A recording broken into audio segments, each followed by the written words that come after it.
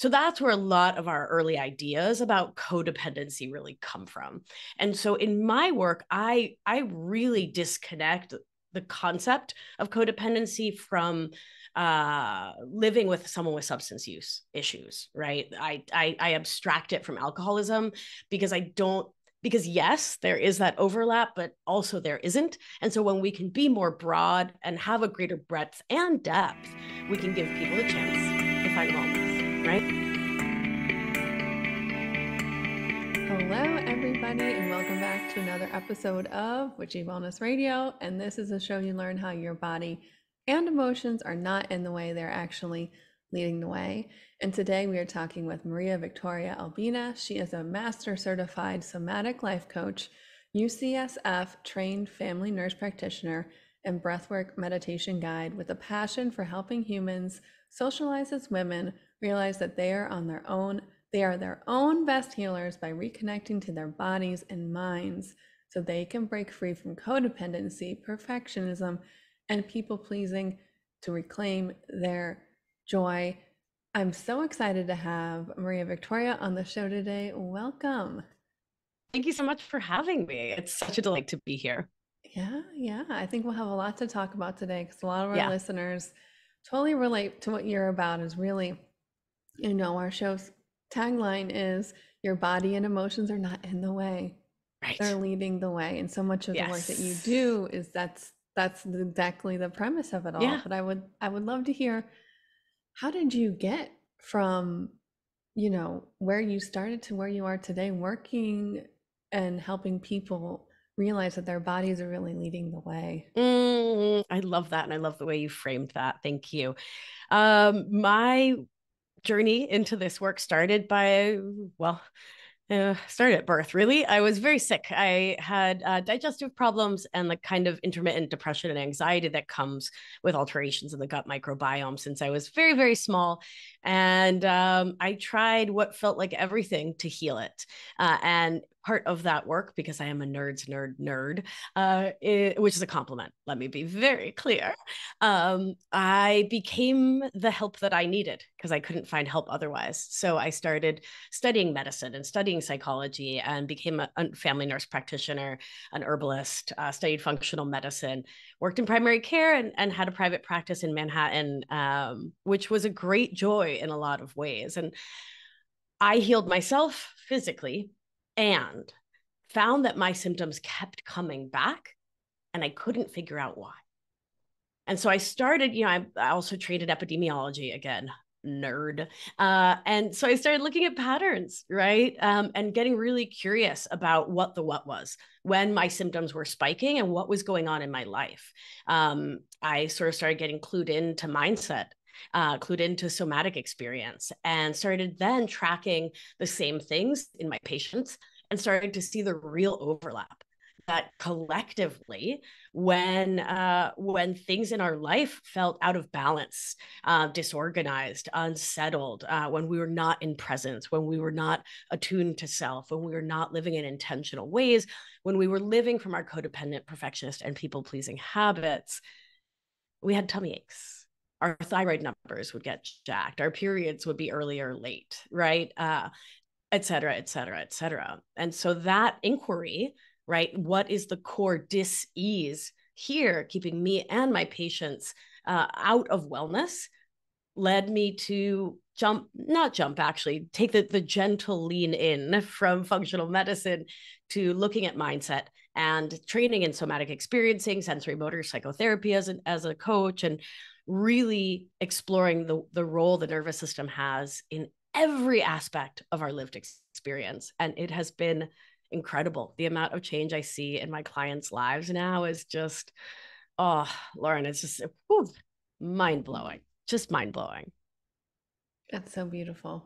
And I know so many of us can relate. I think, the word codependency is it's more in the vernacular, I think, the past 10 years or so, maybe because that was kind of my own journey too. Right. Yeah. But kind of in those healing journeys. And we don't, really connecting that mind-body connection. We don't realize how much, like you said, your own journey, like, well, why are my patients why am I not getting any better? Right. Yeah, for me, it's like there's no mind-body connection. It's just one.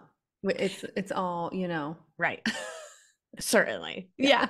Yeah. And exactly. I couldn't agree more. And I talk about it as the mind body connection because I find that generally speaking, folks are so focused on one or the other. Yes.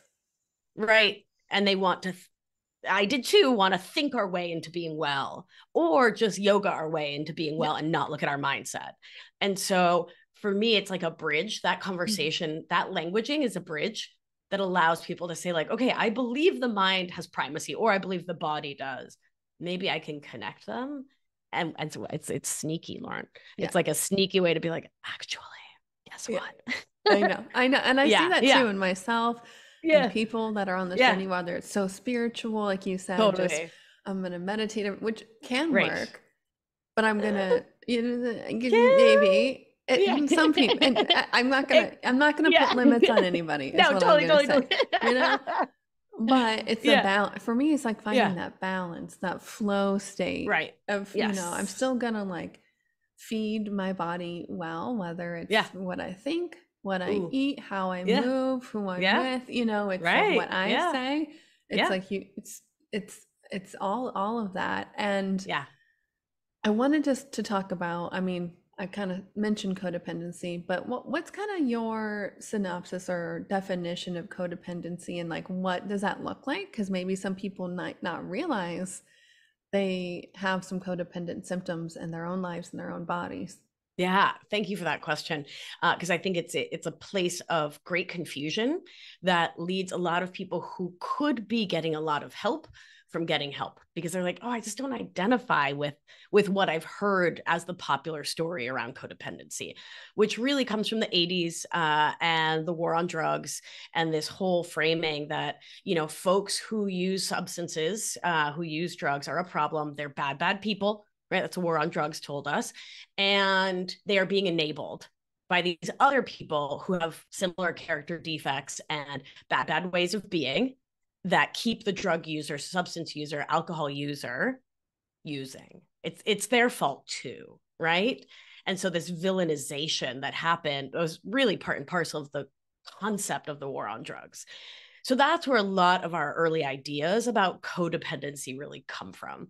And so in my work, I really disconnect the concept of codependency from living with someone with substance use issues, right? I abstract it from alcoholism because yes, there is that overlap, but also there isn't. And so when we can be more broad and have a greater breadth and depth, we can give people the chance to find wellness.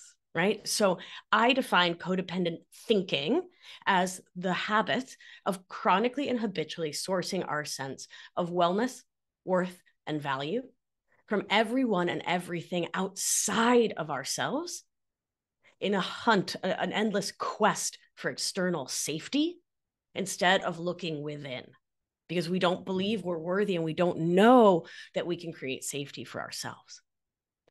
So I don't talk about codependent people or codependency. I talk about codependent thinking because I believe it's the mindset that's really the issue. I don't believe that we're like permafucked, right? That like, oh, you grew up, right, with people who have codependent thinking. That's what you modeled yourself on, right? Mirror neurons. Monkey see, monkey do. Little brains are like, what are you up to? Yeah, you're looking outside of you for worth, and you're my parent. Okay, I do it too. Right? There's nothing defective about you, kitten. It's just a survival skill like any other, right? Yeah, that's so true. And sometimes we can get caught. I love how you say you only say the thinking, codependent thinking, because we can get caught into the identity of it or the victimization of it. Yeah. That this is just how it's going to be. We can't change, or it can become an identity where, you know, and 100%. Yeah. Which if you want that to be your identity, great. But if you want to change, you don't have to. You don't have to have that part of your identity. Agreed. Yeah. And I don't see how it can be supportive to say codependent is who I am, right? Yeah. Like, is that really what you want to be identifying as, kitten? Yeah. You know? Yeah. Right? And I think for me in my own journey and growing up, I had digestive issues since birth as well, and Mm, just not realizing that part of me and just how that learned behavior. But you mm, know, we get woo here, I think, energetically, and just that yeah. lineage I chose to come into to this body in this lifetime to learn these lessons. And I do think that there's a lot of times digestively, I know with perfectionism as well, and like people pleasing, a lot of autoimmune diseases come up too.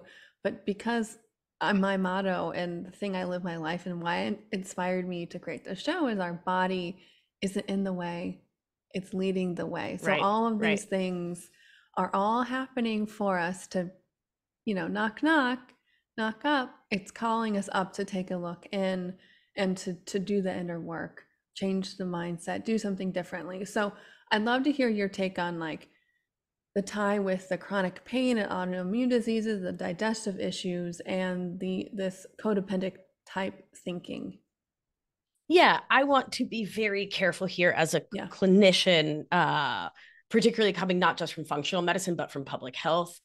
Uh, I totally agree with you that anytime our health is out of balance, that it's a beautiful invitation to look at what's out of balance, right? Like what's the signal here? And I wasn't just sick because codependent thinking. I had a parasite, right? I had Blastocystis hominis. I had Helicobacter pylori. I had a Candida overgrowth. Like I had bugs, right? And so I just want to always be part of the conversation around balance. That like, yes, mindset, yes, somatic practice, yes, yes, yes, all the witchy woo. Like your girl is 100% here for it, and science, right? There's space. You know, I talk about my work as the place where the science and the sacred meet. Like, yeah, yeah, because I think it can get too simplified, right? And I think that goes back to what we were talking about a little bit earlier. It's not just the thinking, right? It's the mind body connection in all areas, and that applies to Totally. this too Yeah, as well. for sure, for Yeah. sure. And what I always want to make sure that we're not doing is not throwing systems under the bus, right? Because like we need to talk about Monsanto and GMOs. We need to talk about pesticides. We need to talk about chemicals. We need to talk about Dow chemical. Like we need to talk about the systems that are literally poisoning us if we're to talk about wellness in the physical body, the spiritual body, the energetic body, et cetera, et cetera. Yeah, and the systems that, you know, talking about big pharma, big farming, and Monsanto, but also just the system of patriarchy and how that just creates our own mindset and programs us to believe that the healing happens individually, Oh, and how we yeah. can open ourselves up to more of that collective healing too. So Right. what do you have to say about that? Yeah, it's not only the patriarchy, right? But Yeah. white settler Yeah. colonialism, late stage capitalism, like it is truly at the core of a white colonialist project to individuate people, right? To make us believe that we are not part of a collective, because we're so much stronger when we are collectivized, when we are working together. And so the more we can convince folks that healing happens in a silo, the less the collective heals, right? And the less pushback there is against systems that are making an awful lot of money for a very 1%, right? And are keeping systems of power in place that are really threatened. I would also say that, you know, codependency, well, codependent thinking and the patriarchy and other systems of oppression really move hand in hand when we think about embodiment, right? So when we are truly and deeply embodied, meaning present in our bodies, really at home in living from and in our bodies, whew, it's a lot harder to follow the rules of these systems, right? Because what embodiment is at its core is a return to agency, to choicefulness, and to dignity. And so it is part and parcel of capitalism, et cetera, to remove that dignity from us, to make us think that what matters is just to be a brain, right? To live from the neck up, that thinking is really the only important thing, and that the needs of the human body are to be sort of relegated to hashtag self-care, relegated to like the rare weekend away. It's something expensive. It's something we have to pay for. We have to like go get a massage. That it's something external to us, that someone else, like, it's the whole premise that healers even exist, which I'm not out here believing, right? Like, we heal ourselves. We heal in community. Community heals us, right? It's not like one person can heal another. We have that power within each of us, again, bolstered by the collective. And so, yeah. No, I could go on and on. Oh, yeah. I'm gonna pause. That's why I'm you're gonna here. pause, but that's why you're here. And for me, like, my disclaimer on that is, whether it's Monsanto, patriarchal society, whatever it is, yeah, it's all happening for me. And that's my mindset and view set of the world, that we live in this world of duality. And in order for us to reclaim our own embodiment, there had to be this way shift to one side in order to call us up to shift and find this new balance too. So for me, I never want to talk about those kind of bad guys, quote unquote, as a victim, right? That we're, that we're powerless between this. It's all happening because we live in the light and dark, feminine and masculine, good, quote unquote, bad, quote unquote. And all of these energetic forces at play are here to wake us up. It's all happening in the perfect timing and in the perfect way. So, because I know I can get lost down the rabbit hole of conspiracy theory kind of mentality, and although those might be true, I always tune into how I feel. And then when you are fully embodied, like you said, nothing can knock you off of that. You're in your own power. You know who you are, and nobody, no thing can change that. So that's my disclaimer. yeah. And when things do dysregulate our nervous system, because that is just like being human, right? Yeah, for sure. We have the skills and the tools to come back to our grounding, to come back to center. Yeah. Beautiful. And I think for me, that's really important, that there's no there's no like healing apex to go to. There's no pinnacle of healing where you don't get rattled. The rattling is normal. And sometimes it is the necessary constriction that's part of expansion, right? I mean, metals expand and then they contract and then they expand. So too with us. Yeah, totally. And you said there's no end goal with healing or with life. If there was, I don't think we would be there. It's one continuous thing is always going to be change and growth and evolution. For sure. Yeah. And I would love to jump into talking more about, somatic practices that you help people with and the science behind all of that too. Oh, yeah. So somatic, we'll just do some quick definitions here, is a term that's getting quickly popularized, for better and worse, as it is. Things get diluted quickly when they get like hashtag popular. But anyway, soma means body in Greek. And so somatic practices are the constellation of modalities that are focused on the body and a return to the wisdom of the body. The body in its wholeness becomes the focal point in a somatic practice. And my goal is always with my clients and in my own life that we learn and do somatic practices with the goal of having a somatic praxis, the shift from practicing to living life through the lens of the body, where the brain is not our primary go-to. We are asking, how do I feel through the body? And we're letting the body answer, right? We are embodying our truth, our intentionality, our intuition, our discernment as it comes through the body is our guide. And for me, that's been incredibly important because I used my intellect and being a wicked smarty pants, which, sorry, let me translate. That's hella smarty pants for the West Coast. Just wanted to really be inclusive. You know what I mean? You know what I mean. So anyway, being a wicked smarty pants was like my way to not feel my feelings and to create a false sense of safety in life. I'm not dissing it for a hot second. I'm so glad my brain knew to do that, to try to keep me safe, to try to keep me protected. Like, way to go, brain. It doesn't serve me in the long term. right? But in the short term, it was really very supportive. So somatics, the practice of coming back to the body, right? To living life through the body, remembering that our socialization and our conditioning lives in the prefrontal cortex of our brain, right? Our executive thinking, smarty pants part is where our thinking happens. And so that is deeply impacted, affected, molded by the society, culture, families in which we were raised up, in which we grew up, particularly ages 0 to 7, which is when the nervous system gets its initial blueprint for life, its original operating system.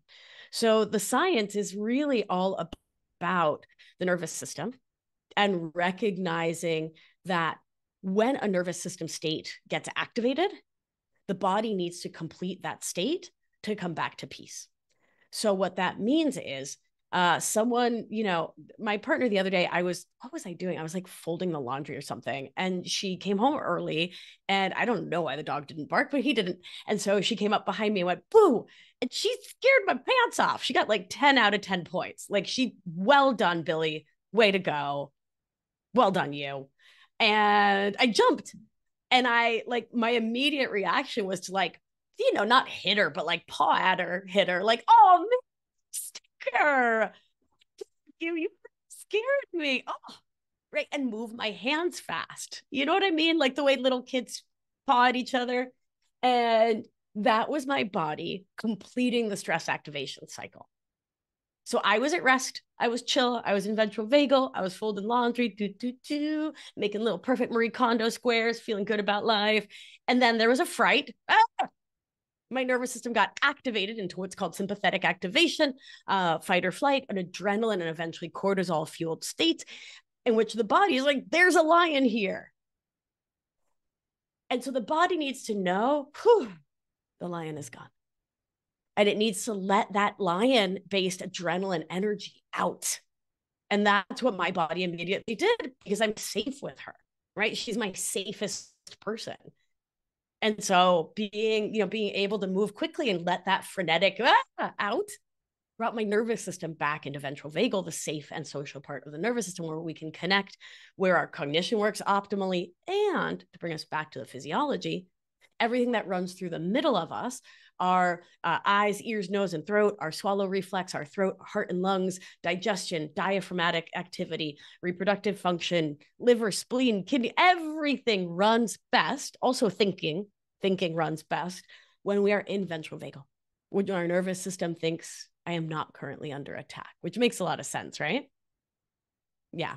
Yeah. When you see animals in the wild, when they get triggered in fight or flight, after they're safe and they relax, they do the same thing. You can see, there's this gazelles. Gazelles. I've seen a video of a polar bear who's got tranquilized, and then he starts shaking after, and then just takes this huge inhale and physiologic sigh. And you can feel that you really sigh. Can. Yep. My question for you is, okay, so maybe we catch ourselves in fight or flight and we know the skills and we can, let that out in the moment. But where does that energy go when we don't? And is it stored in our body? Can we release that at a later date? Beautiful question. How's this happen?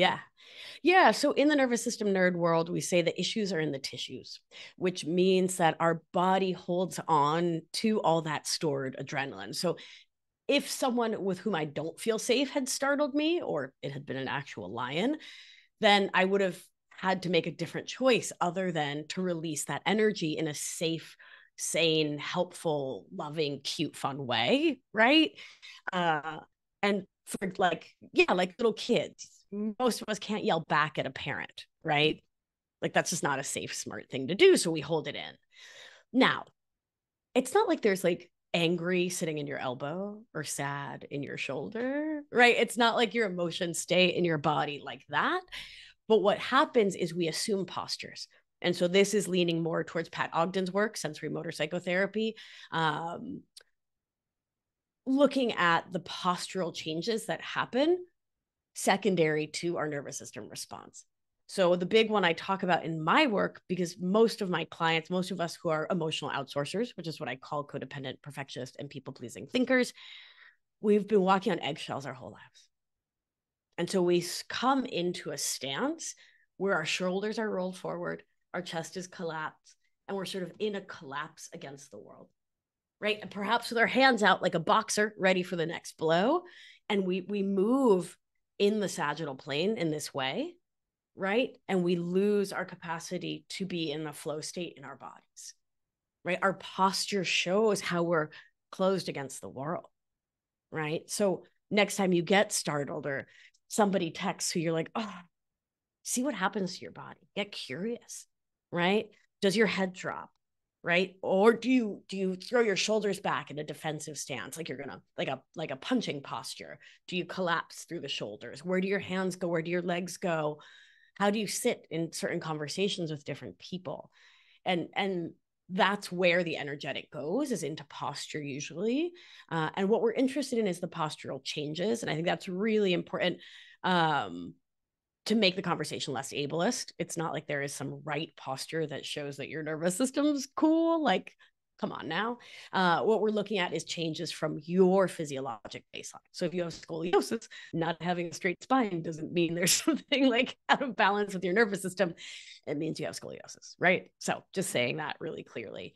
So then your next part of your question was, can we release that energetic at some later point? Absolutely. So that's the work that we do in somatic experiencing, which is another part of my training, is really going in to have a conversation with the nervous system, with parts of ourselves, with our inner children, and allowing for completion of that stress activation cycle.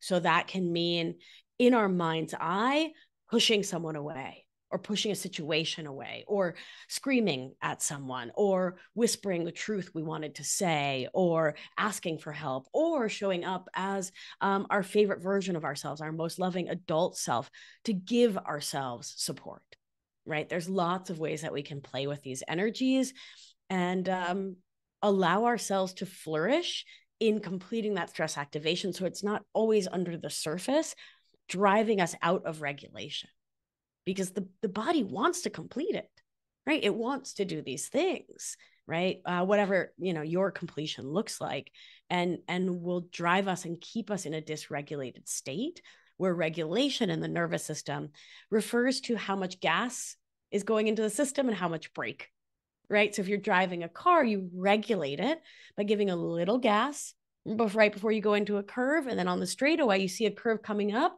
you put a little brake right before the curve, a little gas as you go into the curve, right? You regulate the car's speed. So too with our nervous system.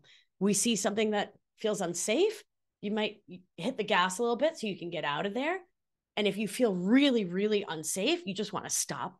So you hit the brake all the way. That's called dorsal shutdown, freeze, disconnect, disassociation from self, a catatonic state in its most extreme forms. But most of us aren't there, thank goodness. We're just in a sort of light tapping of the brake, which looks like depression, or just sort of being checked out, just kind of like, wait, what? Sorry, I got overwhelmed. Sorry, wait, what was that? So that's what dorsal can look like. Wow, that's beautiful. I love hearing the connection with the science and the nervous system and the emotion part of it.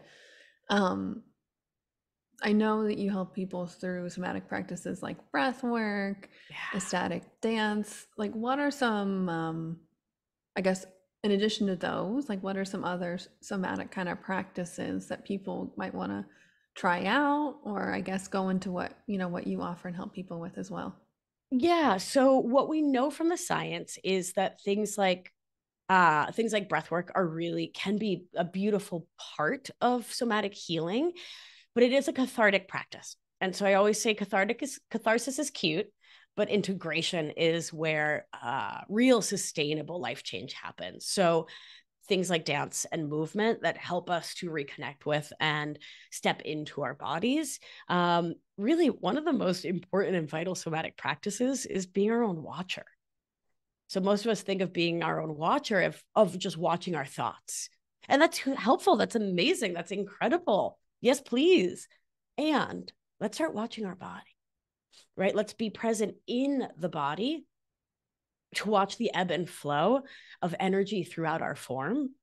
and to see what changes in our bodies in different moments, in different settings, in different situations, in response to different thoughts, right? In response to different emotions. So what does sad feel like in your body? What does anger feel like in your body? What is, on a 0 to 10 scale, what does a 1 of anger feel like? And what is a 27 of anger? Does anger turn into sad? Does sad turn into anger? Does happy turn, what, right? Like, what's the what? How do your different emotions feel in your physiology? Because the more you get to know it, the more you can stay, once again, in embodied dignity by honoring what's coming up for you before you step out of your integrity and yell at somebody, right? And say something you don't mean, shut down, pull away, right? We're able to stay in our dignity when we're aware of what's happening below the surface, below the level of consciousness in our own lives. I love that.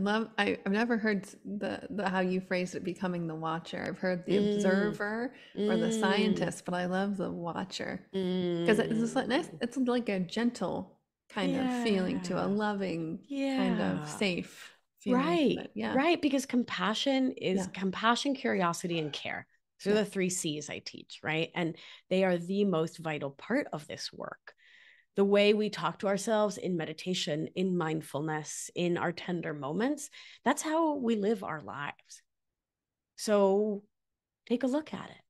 Get curious. How are you talking to yourself? And what's the resonance in your body, right? Are you bringing compassionate inquiry to the praxis of being you in the world, right? And then how are you relating to the people in your life? Because the way we treat ourselves is often the way we'll treat others. Oof. Ooh, ooh. So true. And on that note, it's a perfect way to start to close the show. Was there anything else you feel called to talk about or wrap up before we start to close down today? Presence is the question, is the answer, is the thing. So many of us live our lives for really wise survival-based reasons outside of presence, outside of intentionality, living from obligation, living from other people's stories, living to people please others and take care of others in ways that take us out of ourselves. And so if you do one thing to support yourself and your growth and your communities and the collective, it is to come back into presence any chance you can. So how about the next time you're washing your hands, pause and feel the water. Feel the soap, smell the soap, right? Come back into present moment awareness with yourself. It's the greatest gift you can give yourself and the people around you, truly. Oh, yep. It's so corny, but I always think your presence is a present. That's super corny and I love it. But you don't forget it, and it's true. You don't forget it. Yeah, you don't. No, you sure don't. I love it. Oh, well, thank you so much, Maria Victoria, for coming on here. And we are so grateful for your presence and your wisdom and your time today. How may we as the listeners, as a huge act of gratitude, be of service for you in return today? Well, thank you. Allowing me to be of service is being of service to me. So I love that. You know, I always talk about how the antidote to codependency is not more self-flagellation. It's a move into interdependence, not independence, right? Not proclaiming I can do it all, but rather, how can we hold hands and do this together? Yeah. And so, in an act of mutuality and reciprocity, I have a super special present for your listeners. Yay. So if you head on over to victoriaalbina.com/witchy wellness, you can download a special suite of meditations, nervous system orienting exercises, a bunch of delights for free, just for being a beautiful listener of this show. So that's really fun. You can also follow me on the gram. I give good gram at Victoria Albina Wellness. And my podcast is called Feminist Wellness. Beautiful, beautiful. Thank you so much again, Maria Victoria, for coming on. It was such an honor to share the space with you today. It was so lovely. Thank you. And thank you for all you do in the world. I appreciate you.